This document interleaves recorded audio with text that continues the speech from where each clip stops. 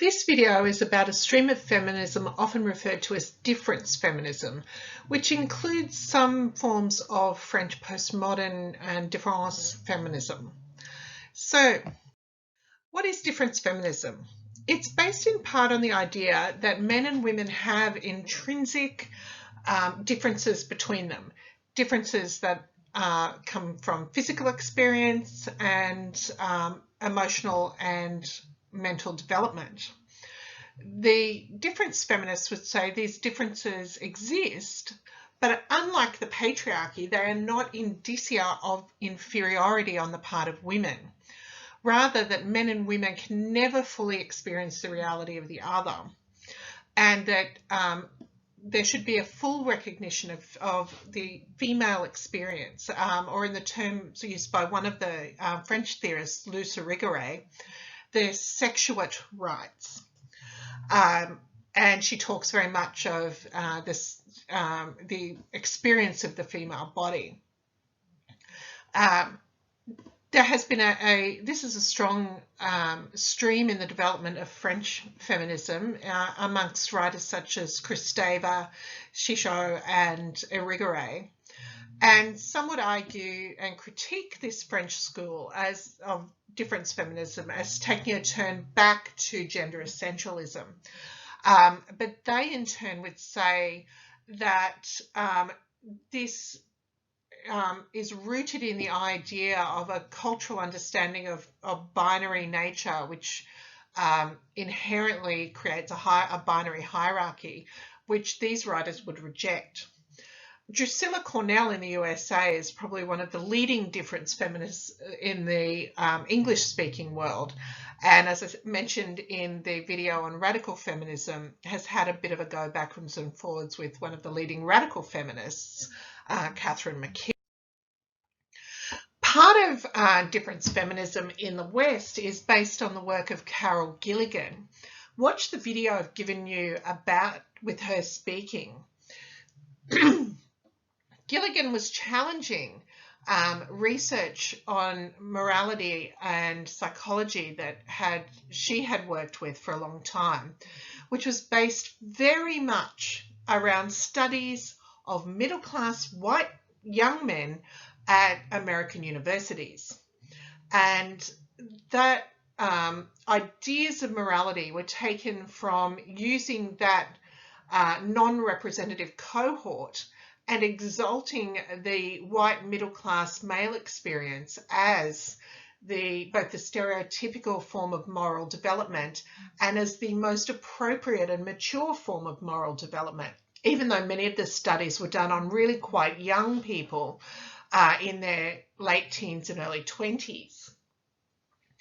Gilligan's work looked at studying a range of women in relation to their experiences of morality. And her most famous study looks at a series of interviews with women who have approached an abortion clinic and their moral conceptions of what they think about as they're approaching the decision whether or not to have an abortion. And traditionally, studies of morality in the US had said that the most mature moral imperative was based upon the individualized liberal subject, and that mature morality was respecting the rights of other atomic individualized liberal subjects. Gilligan proposed that women in the US had a separate moral voice or a separate conception of morality, in which which didn't focus on the rights of others as atomic and separated individuals, but rather in which women took on a responsibility both for themselves and for others at a post-conventional meta-ethical level, and that was part of moral development and maturity in a way which was absent in the traditional study cohort. That moral imperative of that group was a care-based responsibility to discern and alleviate real troubles of the world, and based on the interconnectedness and a conception not of serving others, but of finding the most moral and appropriate choice, taking into account not only one's own needs, but the needs of others one is connected to and of society. This has led to a growth of a series of other theorists working around what is called ethics of care, or ethics of care feminism. And in some ways it's based on an idea of inherent differences in genders and moral and social reasoning, possibly, she acknowledges, based on pressures that are placed on people to articulate certain forms of reasoning as more appropriate or mature. And if you watch her video, she actually highlights how, as she worked more and more with different groups of people, she saw that some men were also using this type of moral reasoning, as were some women using the rights-based forms of moral reasoning. So she's probably not as essentialist as she was initially critiqued. And probably the strength of her writing is in part a reaction to the previous writing, which was very prescriptive about what mature morality looked like, based only on a very limited cohort that was being studied. In jurisprudence, difference in cultural feminisms would argue, Irigaray, for example, that laws are male constructs which mask themselves in neutrality and which ignore the different and different experiences of women.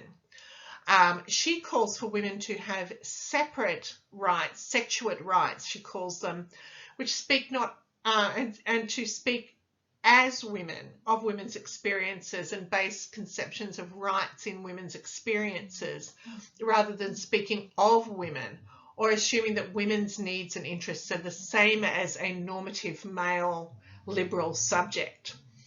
Drusilla Cornell builds on this in the US context. She very much considers that we should look at, and she's very much coming at law often in her work, and she says we should look at the way laws speak in a hidden male voice, and that law is a male construct which speaks for men and which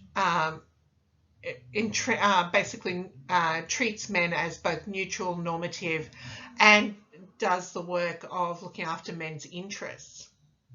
She says we should challenge social constructs based on the normativity of the male and affirm the feminine to remove the devaluation of women and what is feminine. But she would also interestingly say that we should be seeking equivalent rights, not equal rights, which some have critiqued as being problematic, in that it, again, very much lends itself in a patriarchy to positioning women as the other. Some critics would say that difference feminism is often essentialist, that it assumes all women have similar interests, ideals, and experiences, which is, of course, not true across the many cultures and many physicalities of women, and that therefore the differences which they discuss are only reflecting some women. And many intersectional theorists would say that those women are white, middle class, often European women. McKinnon critiques this approach for its lack of concern with power structures, and that it still measures women against men in describing what the differences are when they talk about difference feminism. However, Cornell responded to that, saying that Irigaray and others in the French movement are more nuanced. They do acknowledge differences, but they are not comparing women against the male as normative, as in the male as the standard and the woman as the other, but rather that they look at the other and the other, that men are the other to women. Cornell is very interesting in her writing. She's done some really influential stuff at different times, so often worth having a look at both her and McKinnon, in that they have both influenced different areas of law. So that's difference feminism.